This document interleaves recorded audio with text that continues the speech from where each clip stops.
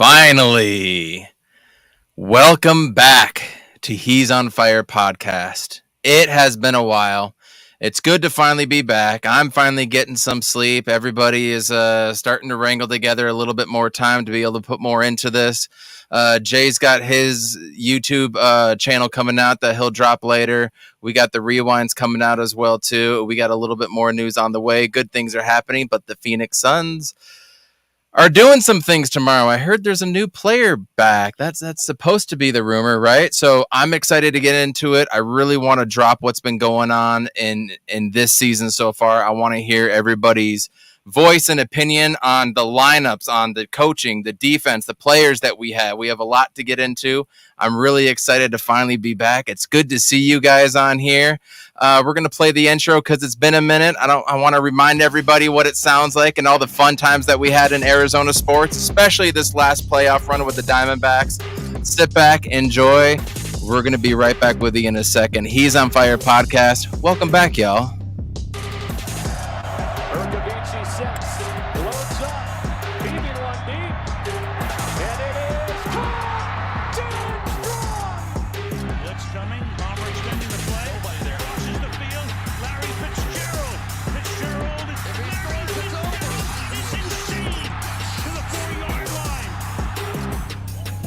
Looking, throws an alley. Oh! He puts it down! He puts it down! Beal inbounds. Desmond Cambridge. Oh! Arizona State has done it!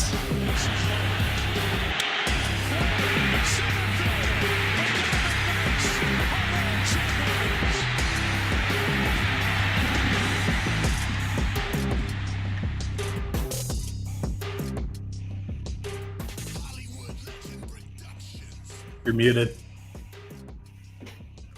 I'm going to need to add something from this Diamondbacks run, though. That's for damn sure, because that was fun as hell, and I hope everybody got a chance to take that over. But first and foremost, Jay, how you been doing, man? What's been good with you? I've been doing all right. I've been trying to stay afloat. It is finally cooling down in the valley, which I appreciate with me working outside every day. So it's been good in that aspect. And like you said in the beginning of the show, Evan, that I'm going to be rolling out a YouTube channel in the next day or so. I'm finally kicking a cold, and I got a new mic in and stuff. So the audio is going to be pristine and stuff. But besides that, I'm just rocking and rolling, living life one day at a time, and I'm looking forward to the holidays coming up. So my man, I'm knocking on, man. My man. And we have the one and only Salty AZ here. It's been a while since you've even talked about sports really on a podcast, but what's been good with you? Man, I've been wondering when it was going to actually cool down in the valley, hitting 90s in November. I was like global warming over here, but yeah, I just, been chilling. Surprisingly, like caught on with the D-backs, because we used to call them D-bags, right? Because that's all they were, but caught that fire. That was nice. I mean, to have that close the gap in between, BS, but we'll talk shitty about football season. Like, my God, I don't remember a season, like 2 football teams being this bad. I don't think it's ever happened. Like, I mean, the drop that we had for the D-backs, that's what it was for 2 years. It was just everybody chirping on there, and all of a sudden, out of nowhere, they come and kill it. We definitely need to talk about them a little bit. Let's talk about the Phoenix Suns right here, right now. Before Bradely Beal gets back, and while we talk about him, I got some highlights I want to play everybody to remind everybody how much of a killer he was. I mean, there was a time on a past podcast, me and Salty would go back and forth, be like, yo, maybe we should trade Booker for Bradely Beal because he didn't look like the one 3 years ago. We were fucking wrong about that, but I want to remind everybody how good Bradely Beal is. But Jay, let's start with you. Phoenix Suns so far, I don't know if you want to talk about injuries, the dudes that we have on the roster right now, the new players, what you're seeing, whatever you want to go on. Let's just talk about the Phoenix Suns as it stands right now before Beal and Booker get here. From what we saw in the preseason, the the triple entendre that we have of Kevin Durant, Devin Booker, and Bradley Beal, it looks pretty good. So we're jacking up at least 70 points in the first half, which is very efficient offense. The defense was looking pretty good as well. And just as a reminder for everybody, that last year we had a better defense than the Denver Nuggets. Denver Nuggets were coming in at the 13th best defense of last year, and we had the 9th, and that was even after the trade deadline. So I think our defense is going to be probably in the top 10, probably closer to 10 than 5, somewhere in the middle there. But what we've seen from Kevin Durant, he looks like a pre-injury Kevin Durant from last year before we acquired him from Brooklyn. He's getting to the rim at will. He's getting to the free throw line. His shooting splits are just as good as they've been since post ACL.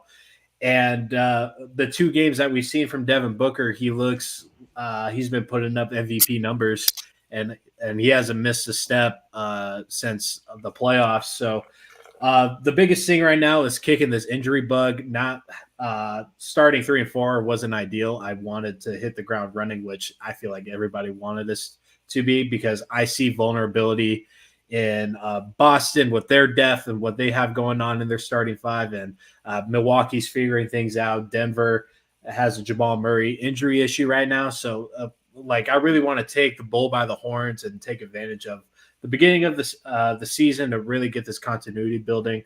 And with Booker and Bradley Beal being out this period of time, we've gotten to see a good amount of bench minutes, more bad than good. We've just been overextending our bench to their abilities. These guys were minimum contracts for a reason, and all of them come with their pros and cons. Yuta is doing a little too much. We got this dude for straight 3 and D. Eric Gordon seems like he's had a identity crisis when it comes to Kevin Durant leaving the floor. He doesn't know if he's the one option when Kevin Durant leaves the court. And it seems like in the last 2 games, he figured out that if Kevin Durant is on the floor, he's the number 1 option to score the ball. And just little stuff like that, Jusuf Nurkic getting played out of the lineup, people have been kind of grilling him. But that Nurkic, he is a player that plays perfect when he's playing off the stars, and that goes for a lot of the role players we acquired over the summer. So that's just sort of my takes that I've gone through preseason and really the first 6 games of this regular season so far. So, those are my takes, really. Yeah, and a lot of things we can touch on there. Salty, I want to hear what you have to say or reply to any comments Jay had as well, too, please. Oh, man. It's tough because, yeah, I don't know, man. It's such a – Arizona sports fans have PTSD, dude. That's all we got to say about that. We expect the worst. You know how it is, Evan, right? Oh, yeah. You expect – It always you're like, well, how is this going to go bad? So we see what it could be in the preseason. Bill, everybody, all the 3 together, we're just playing fast. We're putting 140 up easy, and then it's just the clock strikes 12 and shit hits the fan. It's Bill has a back injury, and it's just oh my god, and then everything else, I have so much to say about this team and the way it's constructed. The DA trade is, the DA trade for Nurk. First of all, let me comment on Nurk. He is terrible. He's terrible. I'm sorry. He is such a liability on the pick and roll. He literally can't play in the fourth quarter. He could be played off the court, which is crazy. It's Nurk is not good. He is a below average center.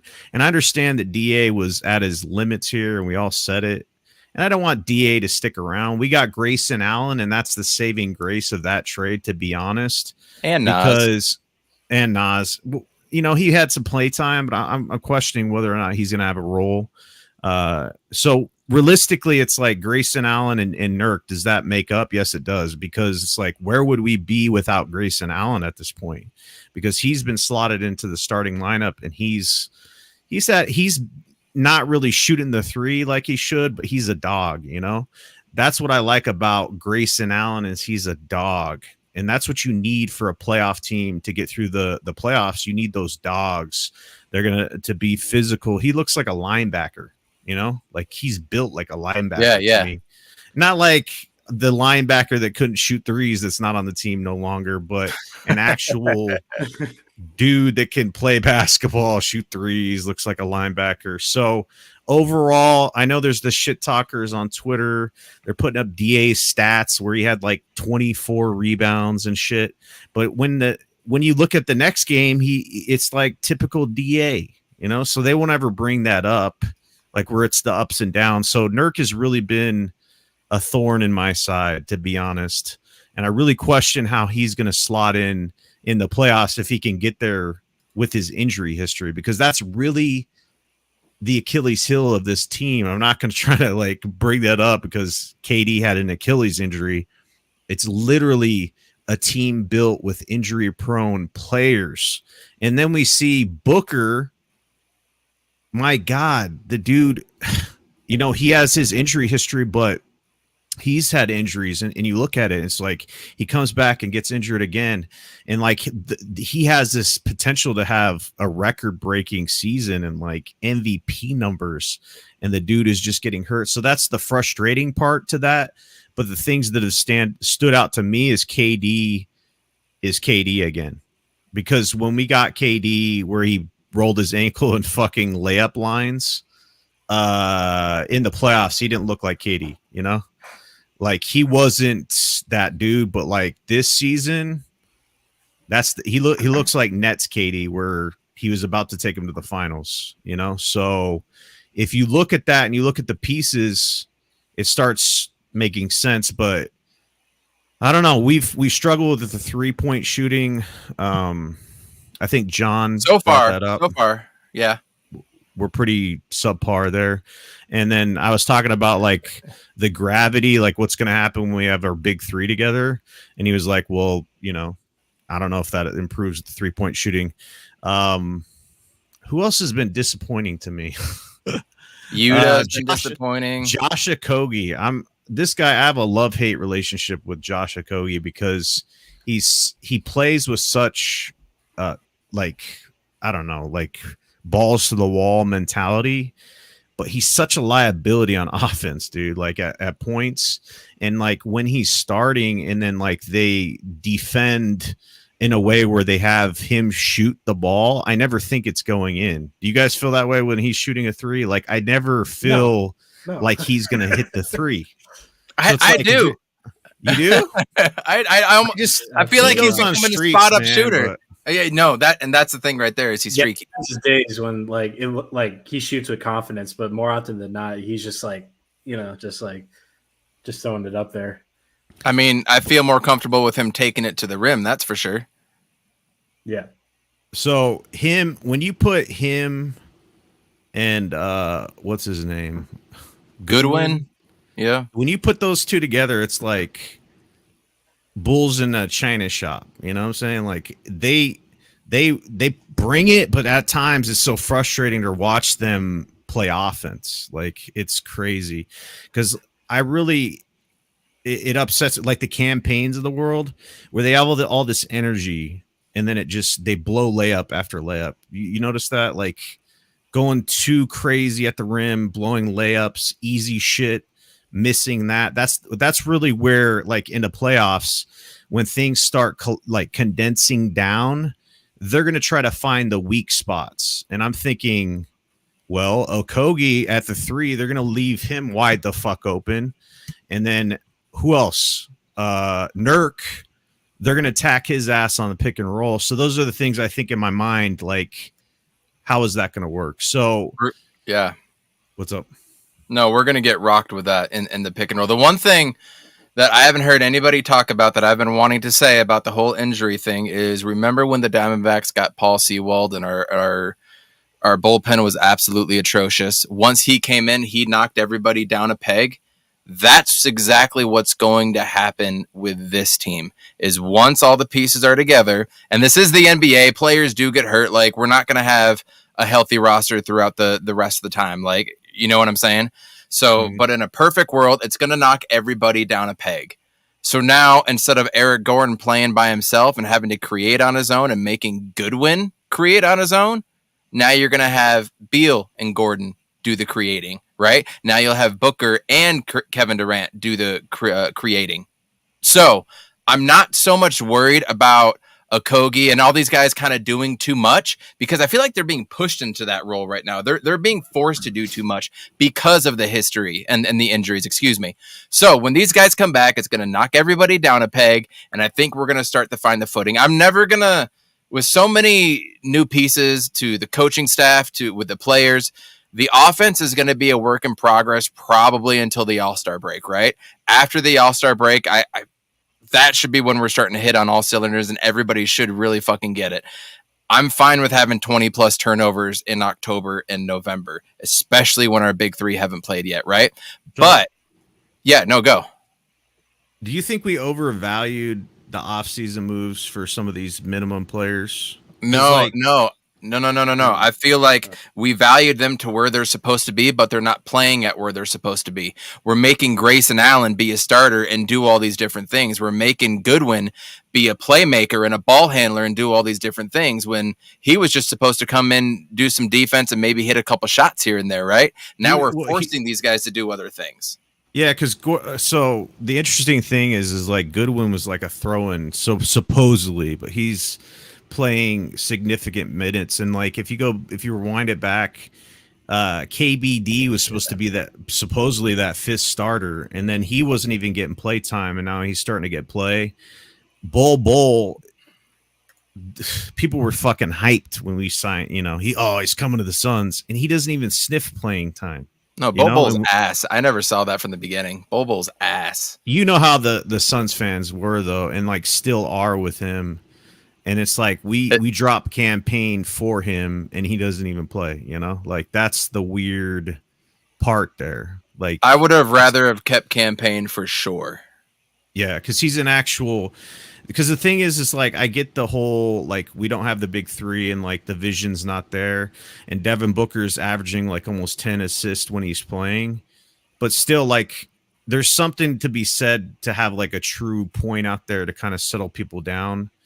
And Payne was kind of helter-skelter, like I said. I don't know if it's exactly him, but like when I'm looking at some of these other players like Yuta and all these in Chibezi Metu and Nasir Little, and you go down the list, it's just like what's going to happen when we do have the big three, That's what and we're going to figure that out pretty quickly here, and they're going to have to go through more pains. But I go back to what Vogel said at the beginning of the year, which was, I'm going to play some guys for 5 games, and then in the next 5 games, it might be something different. Like we're going to have a lot of different roster combinations, and this is part of not having any continuity whatsoever. I mean, I don't think Okogie, Book, and Durant coming back under Kevin Young's system is cause for continuity by any means. And the reason I got so upset on Twitter is because everybody has to learn how to play with everybody on the floor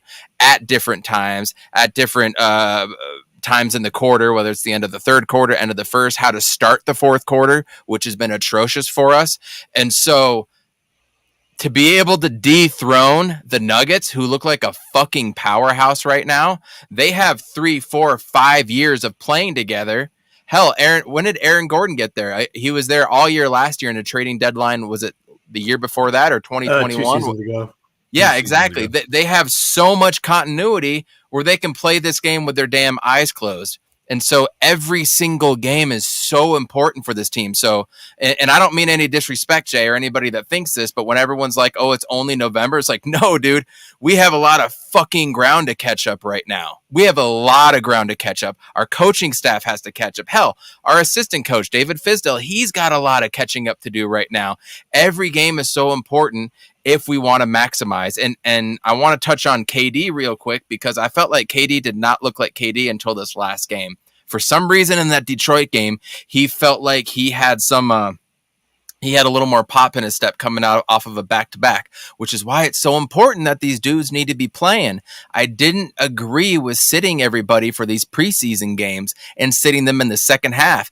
Give them a quick run in the third quarter to keep that going, to know what it feels like to rest at halftime, then come back. Yeah, these are stars. They know how to do it, but they haven't done it this season yet. So I disagree with the way Vogel went about it, because your body needs to go in game shape. You need to know what it feels like to play a little bit hurt and to keep going, and just, resting players for the sake of resting players. I'm not saying that they're doing that. I think it's just a horrible move at this point. Everybody needs to play. It's so important to catch up. Organic chemistry, man. I got to be honest. When I saw the video last night of Cam Payne, Cam Johnson, and McHale, I kind of flashed back and was like, yo, what would this team have looked like 2 or 3 years from now when Devin Booker's 29 and these dudes were 26, 27, 28? I almost wonder if the organic chemistry would have been the way to go, but either way, that's neither here or there. Yeah, please go. The thing that I want to touch upon is, like, people just say, "Oh, it's early in the season." It's, if you look at like the Western Conference, it's crazy, So the number one problem that people don't really realize is that Denver is like unbeatable at their place, and there's a couple reasons for that. But the mile high altitude, that's something that doesn't exist in other arenas. So it's like someone needs Salt to Lake and knock Denver. that, That's it, man. someone needs to knock them down a peg, because it's a real issue if they have a number one seed again.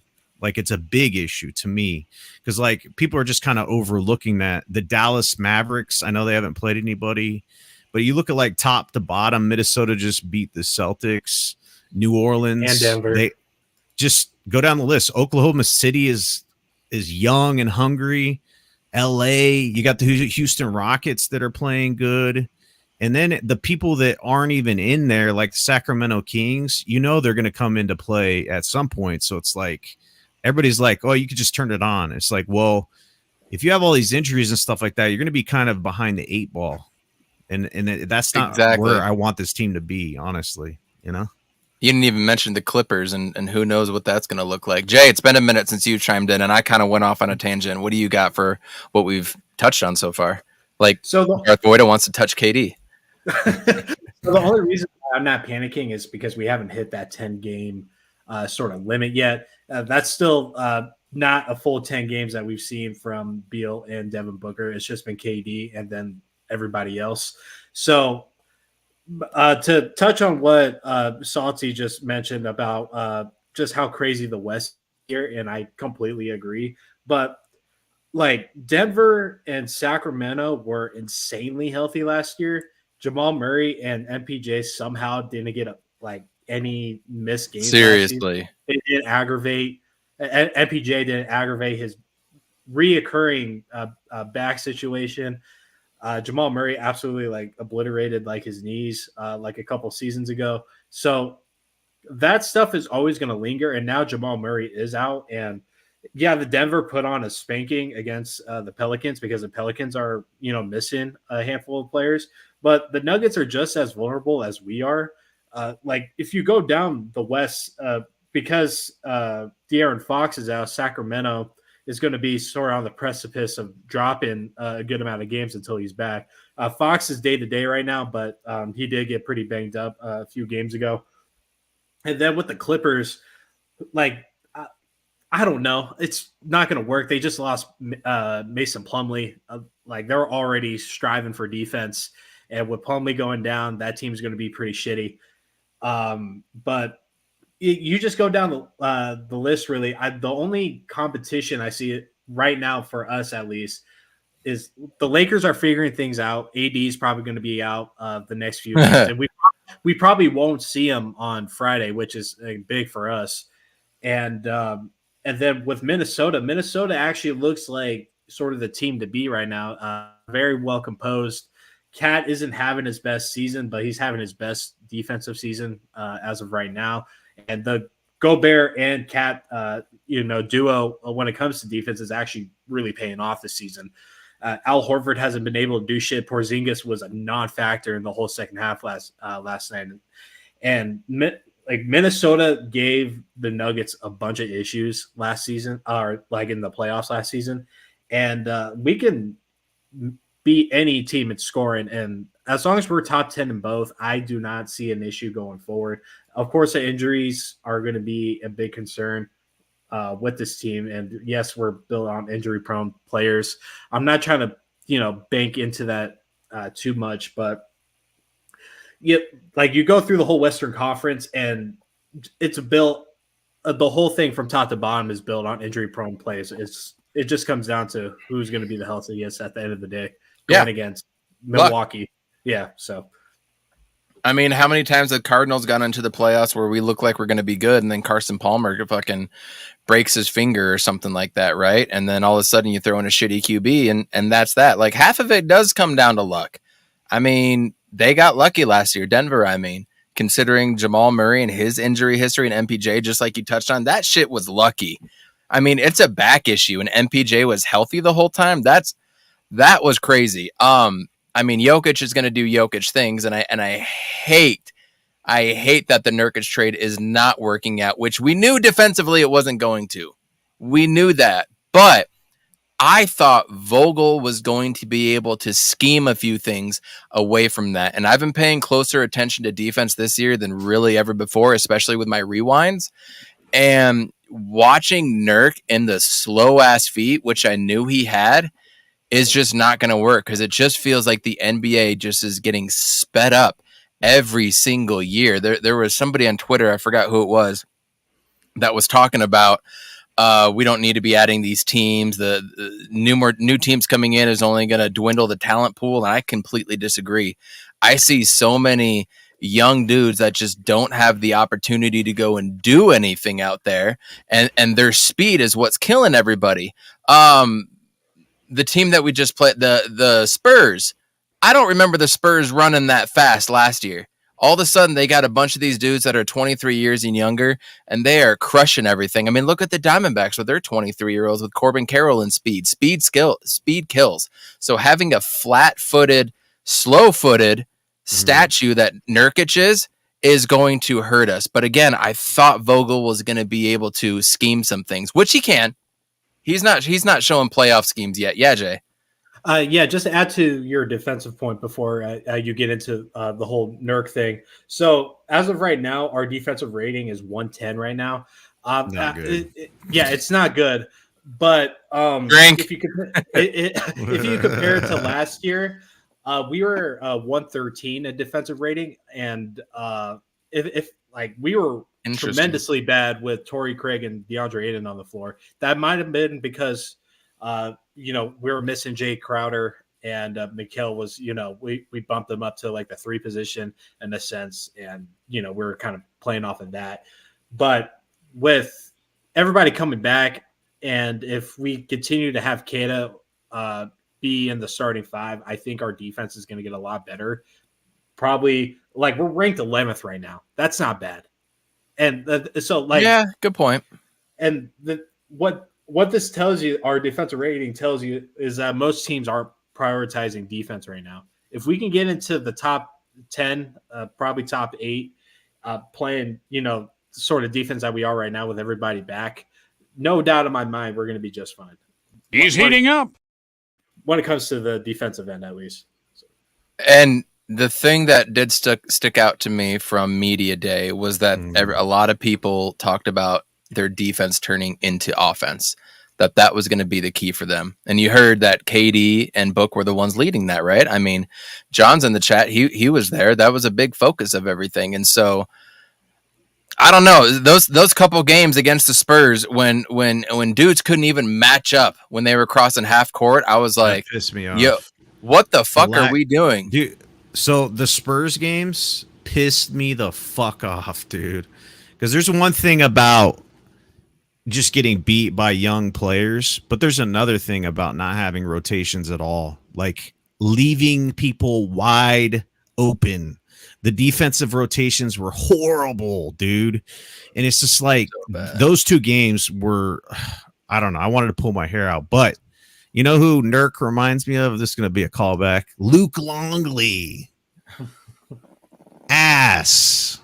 At least he could hit the elbow jumper like 95% of the time. Who in the chat remembers Luke fucking Longley? And I'm talking about the Suns version of him. Man, That's who Nurk reminds me of, dude. And it's just like he's jacking up threes like he's. How do you guys feel about that shit? Like enough's enough, bro. We get it. You know what I'm saying? Let's not act like his 3-point shot is bad. At least he got out his of centers. All right, so I'll give that until Christmas. I'll give that until Christmas. I'm gonna paint a picture for you. We're having this big ass dude sitting on the 3-point line, like get in the fucking paint, dude. That was the whole issue with DeAndre. Had no post presence. It's like I don't want my setter hitting like lining up on the outside, dude. One thing. So Luke Longley. So don't start with me. Our beginning slate, when you compare every other team to toughest of schedule, ours was ranked 9th pre-injury. So if you take into account Book and Beal being out, instead of being 9th, we probably go down to maybe 7th or 6th. And then to start against Anthony Davis, Wemby twice, Joel Embiid, and then Kayvon Looney. I mean, he's a decent center, but Nurkic was good that game.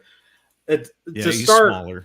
To start the season that way with the deficiencies that we had, not having certain players, like Nurk taking threes, I don't fucking mind. I like him going up against Wemby. I don't like his chances. Him trying to him trying to defend Joel Embiid, with his foul baiting ass or hitting his, faders.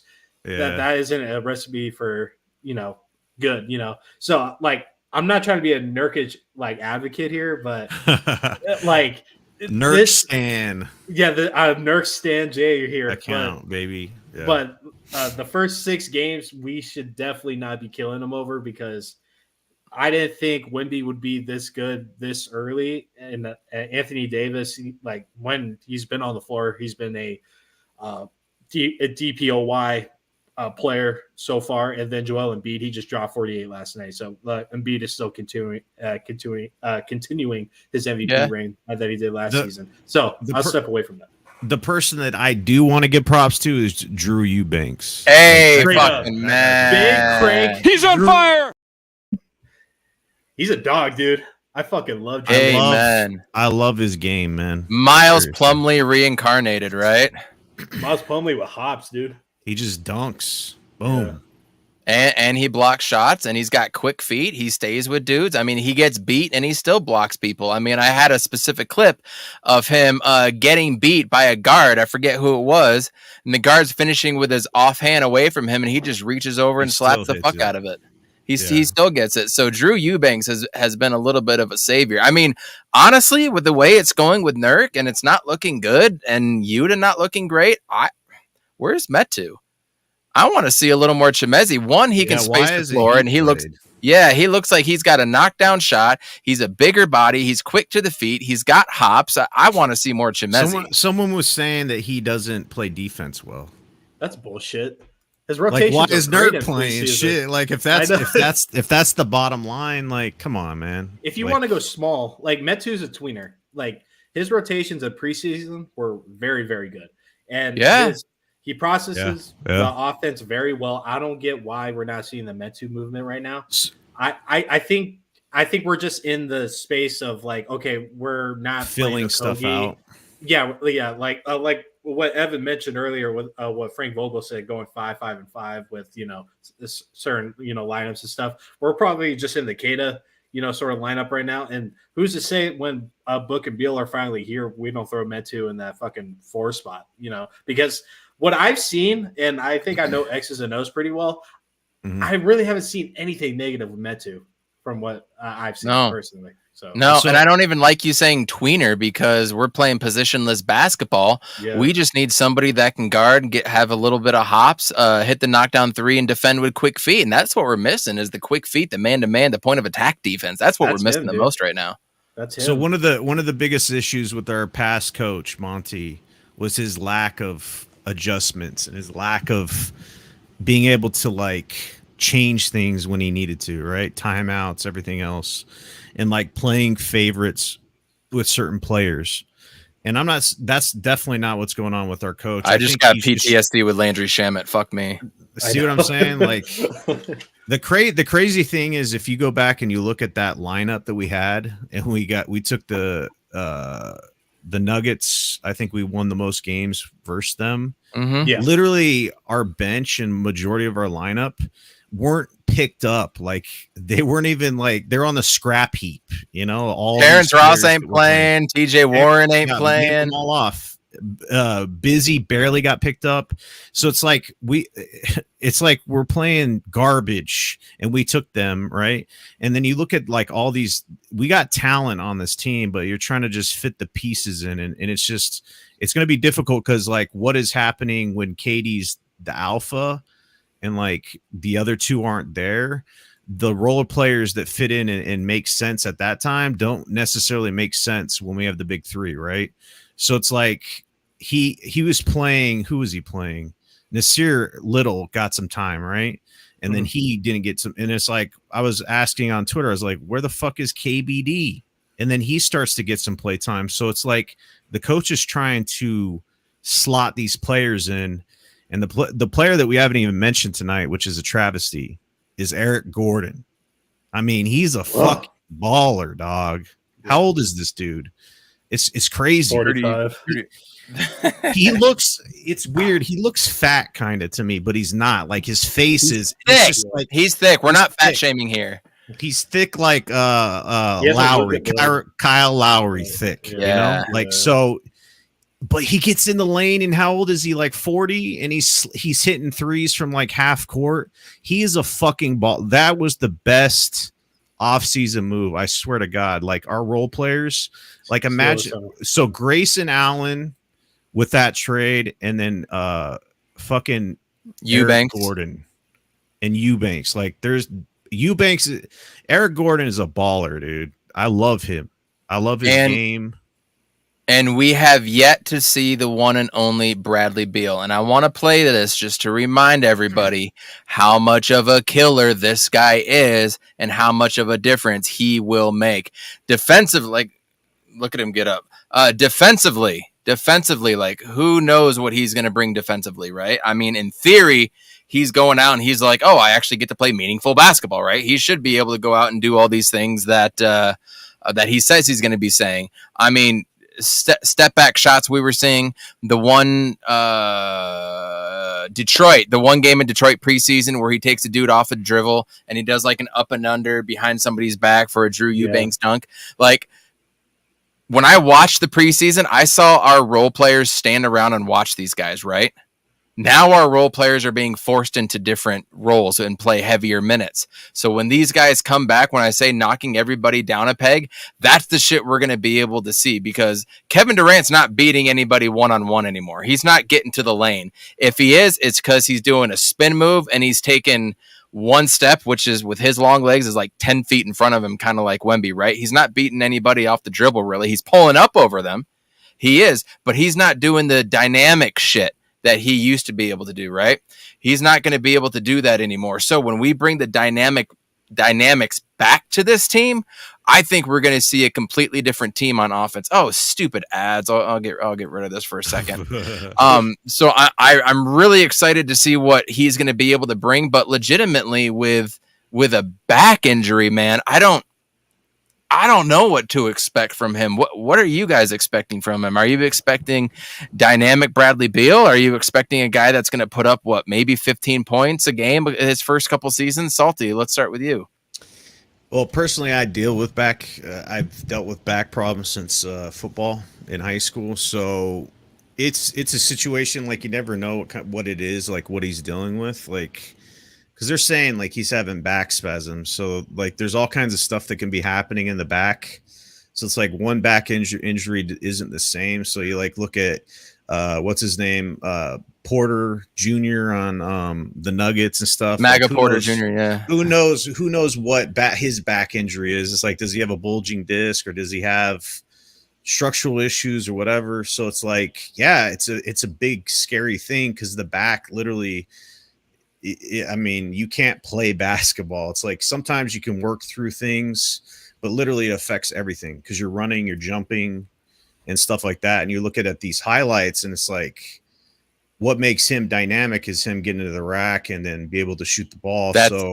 That's it right there, being able to get to the rack.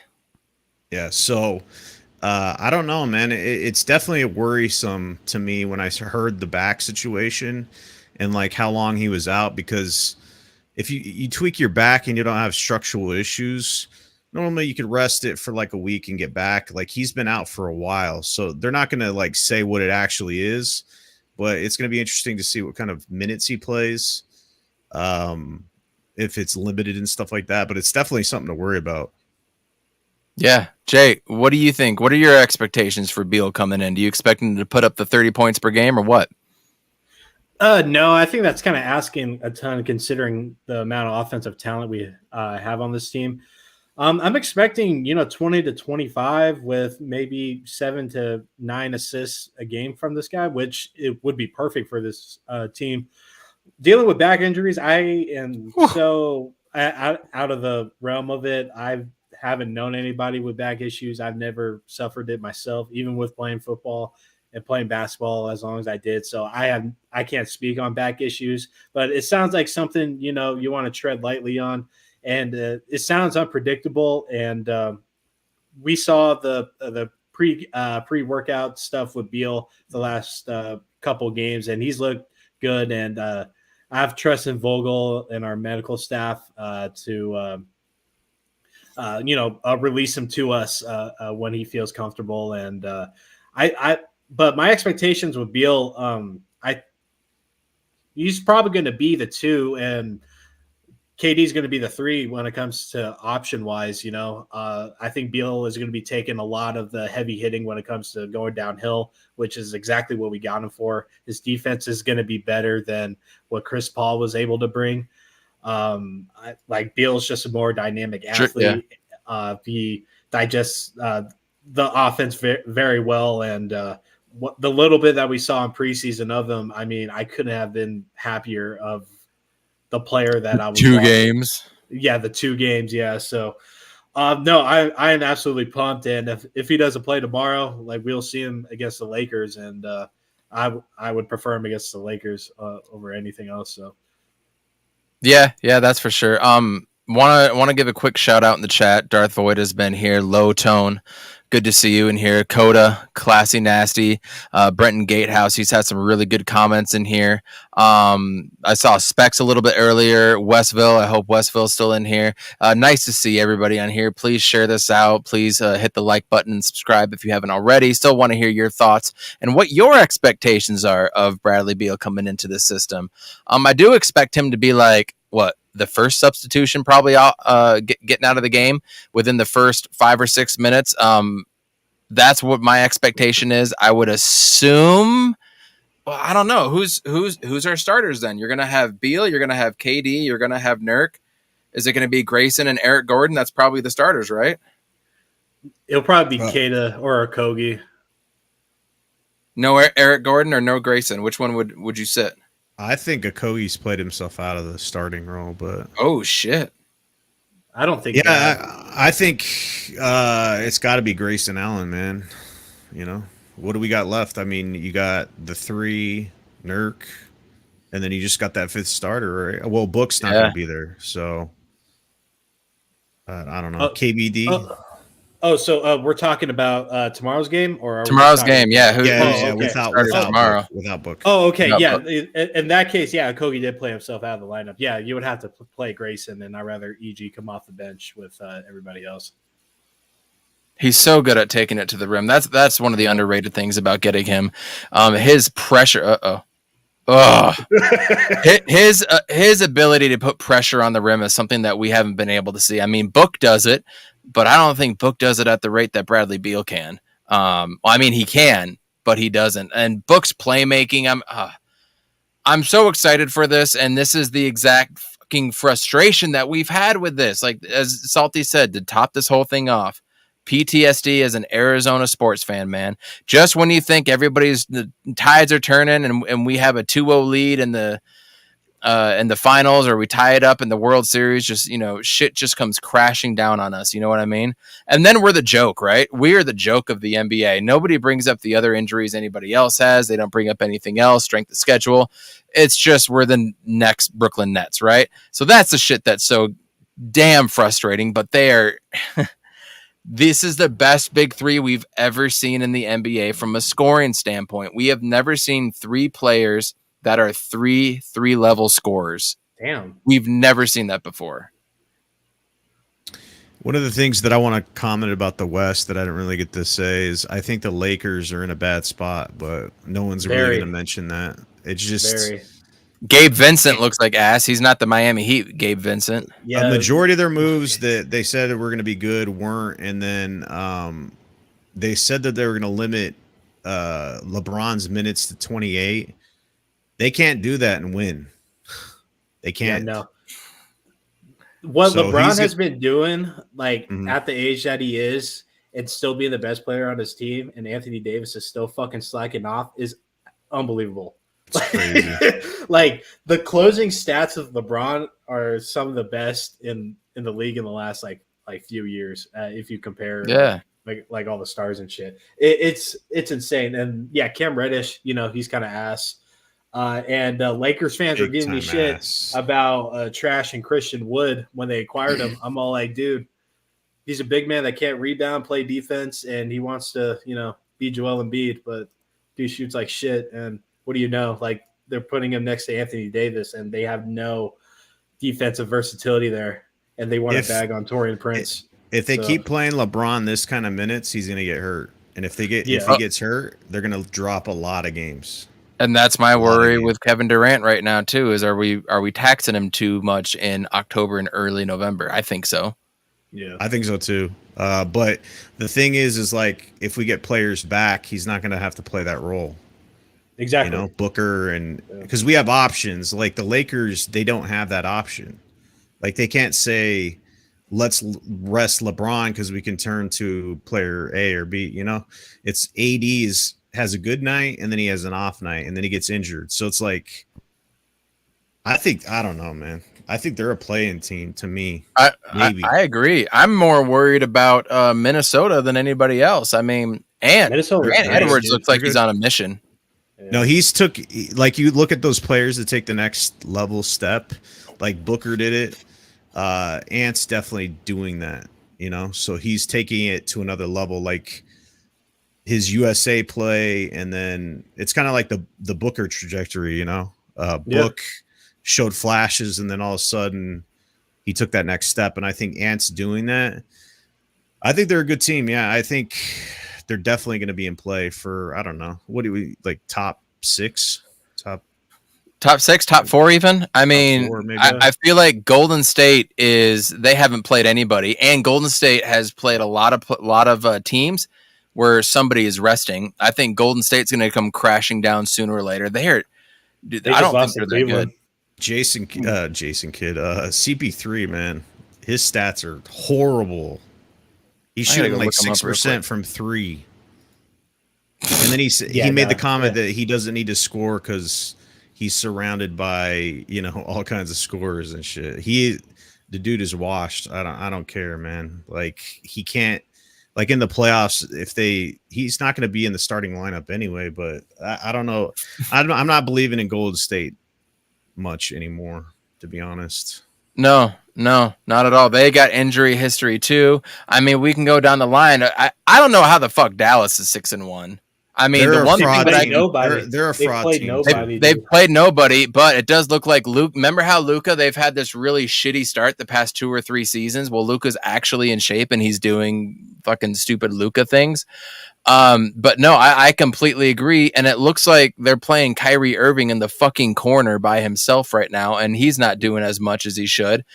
That's a ticking time bomb. They got Grant Williams, and I thought that was going to be good. I mean, if you play with Luka Doncic, you're not going to get the fucking ball unless it's just a spot up 3, which is why Tim Hardaway Jr. and Reggie Bullock were so good with them, right? They could just hit a couple spot up 3s and they were fine doing that. But if you're not hitting those 3s, I think they're a fraudulent team as well too right now. I mean, everybody's on there, right? Listen to these scores just so far with the Dallas wins against the Spurs, 126, 119. I watched that game. It No was free throws defense. at the end that distance the gap. And then the Nets Dallas game, that's when Luka threw that fucking hook shot from the 3-point line and banked it for that game winner. So 125, 120 in that. And then Grizzlies are ass. No need to talk about that. Bulls haven't been playing good this season. 114, 105. They beat Lost against Denver the though. Nuggets. They lost against the Nuggets. Oh, they lost again. Sorry, I yeah. read that wrong. You're right. And then the Hornets. Charlotte and Orlando. Yeah. Yeah. They barely beat the Hornets. And then Magic. I watched that game too, and they widened the gap in the last minute and a half, and it was like a 3-point game. So Dallas is playing with house money right now, and I feel like leaving Kyrie in the corner, and I just don't like their offense at all. So them tanking or whatever paid off for them because they drafted that center or whoever that is, and he's playing pretty damn good. And some of the offseason moves that they made are working out for them. Who they pick up? Grant Williams, is that the guy's name? Grant Williams, Seth Curry. He's killing Derek Lively. I mean, they're playing Derek Jones Jr. a lot. That's not gonna end well. Sucks. Maxi Kleber, Maxi Pad's always doing things in there. I mean, Seth Curry's only playing 9 minutes a game right now. Dwight Powell, garbage. They still don't have a center on this team besides Rashad Holmes. No, I mean it'll come back to them. I'm curious what their defensive rating is as a team right now. I don't have that up in front of me, but I think they're going to be a fraudulent team when it's all said and done. New Orleans is dealing with injury issues with CJ McCollum right now. That sucks because I actually like CJ McCollum. He's one of the players I actually do like. We all know Zion's a ticking time bomb. Jay, you said he looked like multiple ways. Dallas is 17th in defense as of right now against shitty teams. Yep. Yeah, that should end well for them. And then you got New Orleans and Oklahoma City at 4-3. Like, it's still early in the season, dude. I mean, I remember the Magic a couple years ago started 6-1, and then they didn't even make the fucking playoffs. So this early shit really doesn't concern me too much. And then over in the East, I look at Boston and I'm like, you guys keep baking on that Porzingis stuff. Keep doing that. Watch what happens. I mean, they always love to give so much praise to the Celtics, you know. I hate it. When they had added Drew Holiday, that's when I was like, fuck. I don't know, man. And then the Bucks, you guys buying the Bucks? No, they're 29th in defense or 25th or something with Damian Lillard. Milwaukee's spacing is awful, so they got. And Middleton has a back injury. Yeah, and their new coach is a question mark too. Honestly, yeah, I'm gonna give them time just because they're slowly pushing away from Malik Beasley and bringing in Jay Crowder, and I said they should do that. And Campaign, he's been pretty decent for them. But their bench, Boston's, is it's very thin. It's paper thin. And so, if Dame was to go out or even Campaign, who's taking the offensive reign from there? Pat Connaughton? Malik Beasley? It's Grayson Allen's a big loss for them, honestly. But no one will talk about that. And then, so now Milwaukee's defense, do you know what it was last year? Top 10, top 5, top 8. Top 8? It was 7. Guess what it is now? Bottom of the league. 26th. 27th. What's the whole point of having Brooke Lopez and Giannis out there when their fucking defense is 27th, dude? Again, it's 7 games. Perimeter shit. Yeah. I mean, you lose Drew Holiday. Covered up a lot, dude. He covered up a lot. And Grayson, too. Of attack defense. Point of attack defense. Point of attack defense. That's one thing that worries me with the Suns team is point of attack defense. Yeah, we've got Grayson. Yeah, we've got Okogie, and we've got Goodwin. I mean, when it's time to nut up or shut up, I know Booker is going to be in there playing D. Like, we all know that. He's going to go in there and he's going to play D. I mean, Katie's scramble defense and Katie's ability with help defense is still way better than I ever remembered, or maybe I just didn't pay closely enough, that's probably the reason. Nurkic, we're going to get pick and roll to death with Nurkic out there unless we do something drastic. But Bradley Beal, what's Beal going to be able to do when it's all said and done? Point of attack defense. That's going to be the key to stopping Denver. Slow it. You don't stop them. You slow them down, and you hope Aaron Gordon doesn't go fucking 6 for 8 from 3, or Giannis go 24 for 25 from fucking free throw range, right?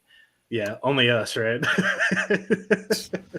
He has no bag. I was watching the game. I forgot which game it was, but Giannis has no bag, dude. Like, the dude has. This is what irritates me. It's typical Phoenix luck. The dude went fucking. He was like making all of his free throws, did all kinds of shit he'd never do on a consistent basis. It's like, wow, dude. Dude, like. Here's another insult to injury. Like, Jesus. Bobby Portis was sinking corner threes. Yep. And Giannis was scoring 50, and they still won by like a margin of like 5 points. Yep. So like they went fucking nuclear, and we were competing the first 2 games without Chris Paul, or like 2 games without like Chris, like in the finals, and like it was fucking neck to neck in just about every game. Giannis, it literally took Ben's a fucking miracle from Giannis and Bobby Portis and Middleton and Drew to score like absolute madmen to beat us by a margin of 5 points. And it's Drew Holiday couldn't hit a fucking shot the first 2 games, and all of a sudden he's hitting them. Yep. He's fucking God. Yeah. And Bobby Portis is hitting 11% from 3 this year. That's what I'm saying. And crazy, dude. Giannis shooting 63 from the free throw line. Giannis fucking bent his knee backwards in the previous series, and he comes back with no time. Like, what the fuck is going on? Like, it's just no good. Bad, dude. So bad. So bad. Our fucking luck, dude. Crazy. And that's why we're all worried about these injuries. I mean, Booker goes from, somebody stepped on his toe, he's fine. Oh, now his foot hurts. Oh, shit. Actually, his ankle. He turned his ankle in his new book ones. Oh, great. Okay, what's next? Oh, no. It's actually a calf strain, which can lead to an Achilles thing. I mean, just wait until it's the hamstring and then it's the groin, right? Like, that's why we're this is fucked up. And then come to find out the Wizards stuff. Like, the Wizards knew the extent of Bradley Beal's back injury was more than they were leading on. Yeah, they're going to get karma for that shit. Yeah, well, they're going to get karma, but we're going to have to fucking deal with it. So his back injury is actually worse. I mean, in hindsight, it's probably better. I don't think trading for like Dame Lillard would have been a great move for this squad, to be honest with you. I don't think that's what we needed. I mean, it would have looked good on paper, right? We ought to have been like, oh, Damian Lillard, but in hindsight, we wouldn't have wanted that. And I want to make sure, I totally forgot about this. I want to make sure we don't mention DeAndre Ayton ever again as far as, oh, did we win this trade? Did we lose this trade? DeAndre Ayton did not want to be here, and we did not want DeAndre Ayton to be here. How long was James Jones trying to get rid of this dude? Like, it wasn't working. So look at how much he gets paid. Dude, like, DA could go out and get 20 and 20 every single game. It wouldn't have worked here. It was never going to fucking work like here. him. Period. And what did I say 2 years ago, Salty? What did I say about DA as to why it didn't work? You look at Devin Booker and Chris Paul and the cloth that they're cut from, and DA wasn't cut from that cloth, and they want somebody that is cut from that cloth. So they go out and get Beal, they go out and get KD, dudes that go hard and want to win. That's what Booker wanted. That's it. It's as simple as fucking that. And with that being said, the shit that you and I have been texting back and forth, Salty, this shit better work, man. This shit better work because we did gut our future, our organic chemistry. Yes. Period. This shit better work. And it is championship or bust, which is also why I get so upset every single game, because it is championship or bust. And you have to show improvement 9 out of 10 games, in my opinion. Improvement 9 out of 10 games. It doesn't have to be this roller coaster season. I need increment. I guess it would be this way on there. Incremental. every single game. I need to see something else. And to add to your this is what I got to say to U of A fans that want the Suns to fail. Yeah, I don't understand that either. But yeah, with the whole DeAndre Ayton thing, like, so I go back to the that UCLA sort of workout. You see that very polite guy that was recording on the outside of UCLA, and you see Devin Booker leave, you see Kevin Durant leave, you see Bradley Beal leave, you see Bobo leave, and then you see DeAndre Ayton, and they had all summer to discuss the future for this team, what's the best way to win, and like that whole time, like there had to have been some sort of understanding that DeAndre Ayton didn't want to be there, and he didn't want his role to be reduced even more than it was last season. And we can have conversations about last season and who should have taken, more of a scoring role. Monty's system, he still wanted to roll with dying Chris Paul, not elevate Mikal Bridges. I mean, we can talk about all that, but there was an absolute understanding that DeAndre Ayton didn't want to be here anymore. And then DeAndre Ayton wasn't a James Jones guy. If James Jones was the GM when that number one pick was selected for us, he would have definitely went an entirely different way. Sarver made that pick. Don't forget. Yeah. Don't forget. A U of A. Never mind. We don't need to go down that road. I mean, I don't think drafting Doncic would have been great for us either. To be fair, I don't think he would have drafted Dante. I feel like he would have went with Trey, which I would have been fine with. Should have. I mean, should have just his coach right at the time. Should have just traded the pick. I mean, we had Lucas, Slovenian coach. Yeah. Honestly, should have just traded the pick. That never happens too. No one trades the number one pick. The thing that pisses me off is wasn't that the first time we got the first pick as the Suns, and then it's like in our history, and then you look at the fucking Spurs. It's like the fucking luck, dude. Like what? Folded Don't corner. Start with me. I hate it. Folded corner on the envelope type shit. Some Patrick Ewing shit, dude. Had to have been, dude. Don't get me started on that. I brought that up before too. Oh, Jesus Christ. It's all that shit. Again, which is why this season is so goddamn important. I hate that I'm a fanatic. I'm not a fan. I'm a fanatic. I feel like you guys are on some level of fanatic fans as well too. Probably not like Philly fans, right? But I feel like we're all fanatics to a point, or else we wouldn't be on a podcast talking about our favorite teams. But that's why this season is so important and the hype around it and everything. But I get it. It's hard to judge this team without two of our best players, and you're forcing KBD, Grayson, and Yuta into these roles, right? When our best players are out, and we still don't know what type of players we have. If this was a year or two ago and we lose Book, we kind of know what to expect, right? We have no idea what to expect. I bet you the coaching staff doesn't even know what to expect half the time. It's frustrating, but man, if Beal can come out tomorrow and be the Bradley Beal that we think he is, that would put a lot of our restlessness at ease. I'm excited to do a rewind on it tomorrow. I want to see what this defense looks like, if they can increase on it. We're going to see Torrey Craig and Javon Carter tomorrow as well, too, by the way.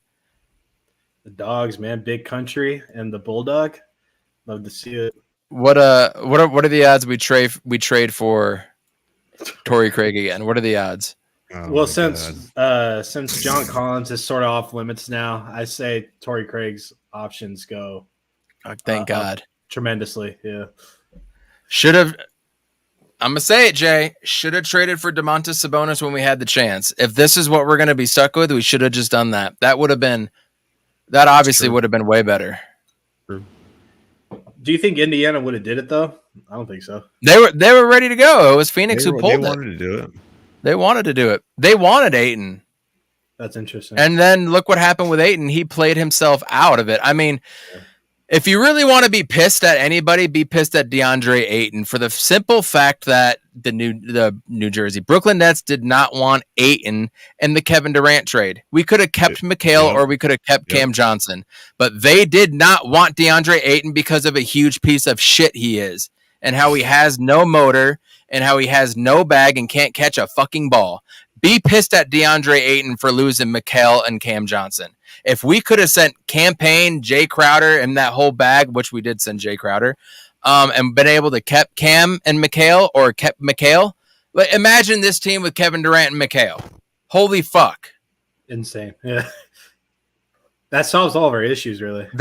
That's what I lose sleep over. I lose sleep over the fact that Ayton was such a gigantic pussy that other teams did not want him. I don't know what they're drinking over in Indiana, man. I don't know what they're drinking, but I also don't know why we weren't going after Miles Turner. Miles Turner should have been the one we should have gone after, a guy who can hit the three at a 37% clip and play defense and protect the rim. That's what this team needed. Can I add something too? The people that are fucking mad at how trash Nurkic has been, blame DeAndre Ayton because he tainted his stock completely. Yeah, exactly. Tainted it, dude. Yeah, exactly. Like, so, even if Miles Turner was an option, which he wasn't, he's coming off his best season to date. Yeah, you look at every other center across the league; they're locked down. Capella is in a new system under a Quinn Snyder defensive system, which looks really good right now. And you just go down the line, and every other center was locked up. So, like, what better options was there besides Nurk? Like, if you didn't know the personalities behind DeAndre Ayton and Nurk and, like, just the history, you go with DeAndre Ayton every time. But, like, we know what we were dealing with over here with him. So, just add insult. Well, that's on James Jones too, man. James Jones not getting rid of him at his highest and letting that value just fucking diminish when he knew what was going on. That's partly on him too. Might as well have just given him that bag after the playoff run and maybe he would have been in better spirits. Who fucking knows, right? Maybe he was a shitty practice player. I heard Flex on PHNX talking about one of the worst practice players ever, which is why Monty didn't trust him, was TJ Warren. And TJ Warren never practiced the way he should have and didn't even practice the playbook, man. He didn't even know the plays. He just goes out there and balls, which makes complete sense in fucking hindsight. We're all clamoring for TJ Warren, and dude can't even go in and learn the fucking playbook. A lot, I don't know, a lot to fucking talk about. Real quick, you guys excited for K1 coming back on Sunday? I am. Hell yeah! It gives me a reason to watch because I got nothing else. I got to the point where I was like, "Well, I'm not watching this shit." I didn't watch the Cleveland game. There was no point. I didn't turn on the Cleveland game 1 minute. So I will say this: shout out to Josh Dobbs because the first 6 weeks he was like a top, 12, 15 quarterback in the league, and he was actually really decent. It was just the lack of talent that we had on this roster that caused us to lose as much as we did. And I'll take that Cowboys game 100% all over again. That was amazing. Highlight of the fucking season. But with K1 coming back, it gives me a reason to watch. Buddha's back as well. Keichel Clark is coming back healthy again. And then now we get to see Connor is available to come off the injured reserve too.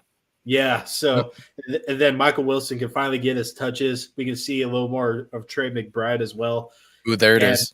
Yeah, and then Hollywood, I mean, he's been healthy and good this season every time he gets the ball. And then we finally have a system for Rondell Moore to get positive yards. So I'm really excited to see what K1 could do. I'm not expecting much, his first weekend, but as when the season continues to go on, I'm going to be expecting a little bit. Play number one, I'm calling it right now. Play number one is going to be a play action to either Rondale or Hollywood Brown straight down the field for a touchdown. Play number one. Just launches it. Just fucking launches it.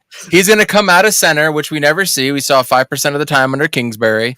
He's going to just do a simple little handoff. Oh, no, he's going to pull it, and they're going to fucking launch it. And that's going to be the return of K1. Yeah.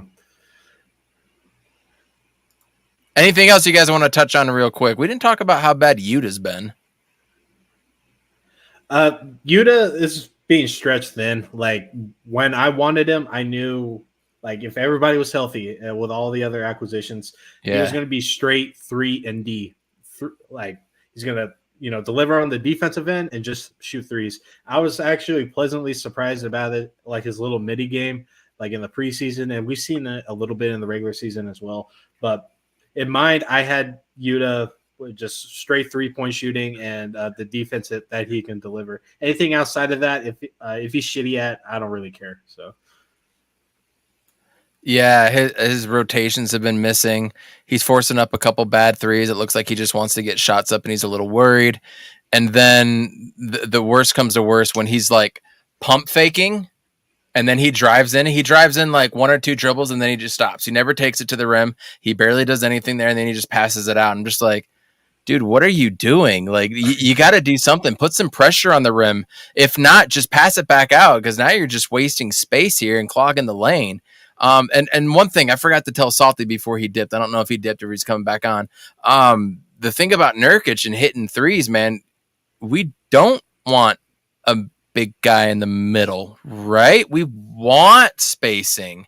Yeah. That's the point of having this lineup. We want kind of a 5-out look. So I'm okay. I'm gonna give Nurk a little bit of a chance, especially with everybody coming back. Maybe get used to the defensive system, but his flat-footedness and his defensive liability, which I knew were a problem, are really coming out hot right now, and that's not looking good.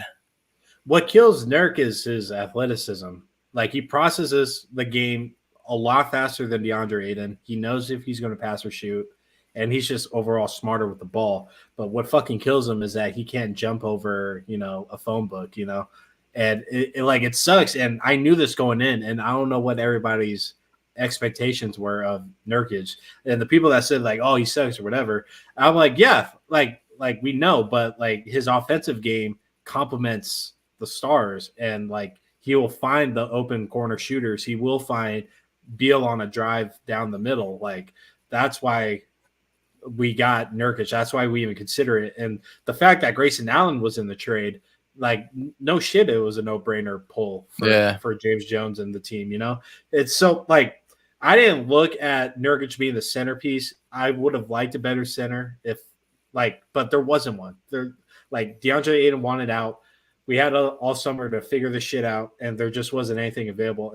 And with us getting into this Damian Lillard situation, players are flying back and forth in a trade, and you try to snatch one of them. And we snatched Grayson Allen. He turned out to be a really positive player for us. I call that a win, and I feel like this is going to be a win for all three teams at the end of the day, because Scoot doesn't look good right now, and it's been like a Jeremy Grant and Aiden show so far this season. And Jeremy Grant's going to get traded by the deadline anyways. Exactly. So like what are we bitching about? Like, I like DA as a player. I did, but it wasn't going to work here. He wanted the ball too much, and he can't, at times he was an underrated passer, but like, I say that because he never passed it, and like when he did, like when he knew he wasn't going to shoot it and he dished it to the corner, it looked fucking phenomenal, but he never did that. And I blame that because of Monty's system, but also like he just doesn't process the offensive game like that. That's why Book was grilling him all the time. That's why KD got frustrated with him plenty times after the trade deadline. That's why we were rolling with Jock a good half of the fucking season.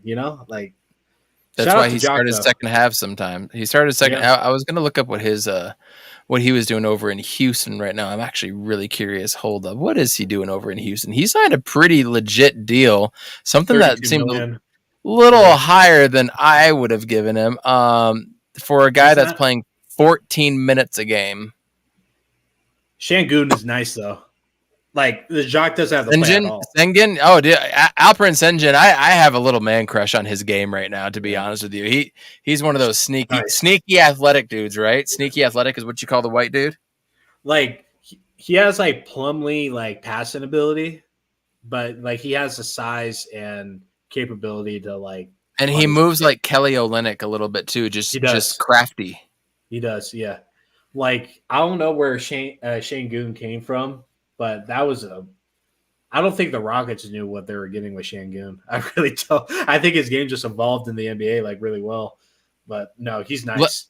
Last thing I want to say on DA. You remember in a finals game when he had his head down, Monty comes over and he's sitting right in front of him, and he's like, "You put yourself to this pedestal. You played yourself there. So when you're not getting there, you're getting frustrated.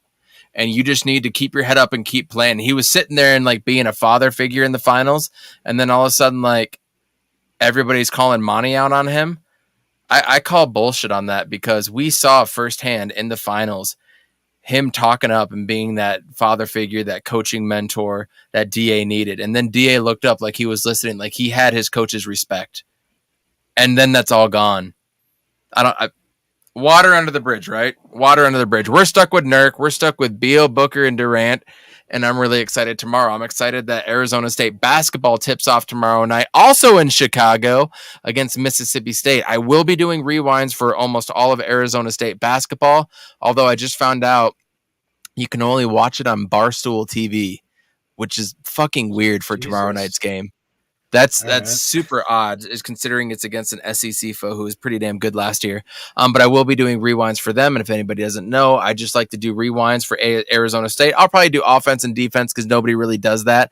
As far as the Suns rewinds that I like to do that I'm enjoying, I'm probably going to stick to defense because there's a couple other people that are doing offense stuff. So why break down the same things, right? So I'm going to be sticking to some defense. So please check those out as often as I can. Any Utah games I cannot do just to the fact that I can't record them because I have to actually use the antenna. And I have an infant, and it's really hard to sit down and do things for an hour at a time when you have an infant in the house and you're not getting any sleep. So here we are, man. It's been great to be back here. I really want to start doing this a whole lot more. I got a little more time on my hands now. I know Jay's got some time on his hands, and it looks like he's freezing right now. You still with us, Jay? Hello? Yeah. Do you come in? Come in? I hear you. No, you're good. Yeah. No, exactly. Void is right. I'm Ron Burgundy? Exactly. Anything else you want to leave us? Leave us with your YouTube channel that you started up and what that's about again. So for the people that don't know, I decided to start a NBA basketball, YouTube channel. It's called the Pull Up J. I will put the link to the channel in my my Twitter bio alongside the He's on Fire stuff. And I hope to have a video out in the next day or so. It's just going to be talking about the contenders for this year briefly. My pros and cons for each team. I'll give you a hint. The Suns are in it. So if you want to hear a little bit of that, go ahead. And shout out on the Suns Jam the other night. That was dope. That was fun to watch. Yeah. Fucking John, you were supposed to join from Marley's, but I guess you were trashed, I'm guessing. So good man, as you should be. I hope you Ubered and you were safe about it, John. Right. But so a video should be coming out in the next 24 hours or so. I'm still figuring out all the video editing aspects. But no, I'm excited to get this going again. This is a very exciting season for Phoenix Suns fans. I ordered my El Valle jersey, so that should be coming in soon. It's going to be, right back here. I will be adding more stuff as well. And I'm going to continue to, break Suns news on the Twitter and continue to pump content on here. And on my new YouTube channel as well, I'm really pushing to talk to other NBA watchers across the country, followers of other teams and such. So what I really want to do is have these recorded sit downs with these people and upload it on the He's on Fire podcast stuff. So some one-on-one conversations from across the league, so we have some versatile stuff, so I have a lot of ideas. So I have a lot of ideas going forward, so I appreciate everybody's support, and shout out to John and the Suns Jam session for having me on the other day. That was really cool. Absolutely. Everybody go check out Pull Up J. We'll put it in the bio here in a little bit as well, too. FYI, I got a Pistons, a Magic, and a Pacers guy if you ever need something. A couple people invited me on, and a Mavericks guy, but we don't really like the Mavericks too much. Again, everybody, thanks for coming in. It's been a long time. I've had the itch to podcast for a long time. I've just been so damn tired. So thanks for tuning back in. I was expecting maybe 1 or 2 viewers, and we're popping between 14 to 16 all night, which is great for us. And we're just a small podcast. So thank you all. We appreciate you all. We're going to play the outro because we've all missed it so much. But everybody, please share this out, subscribe if you haven't already. We're going to be coming back more and more and more. Thank you so much. He's on Fire podcast returning. Love y'all. Go Suns. Let's get a win tomorrow. Peace, guys.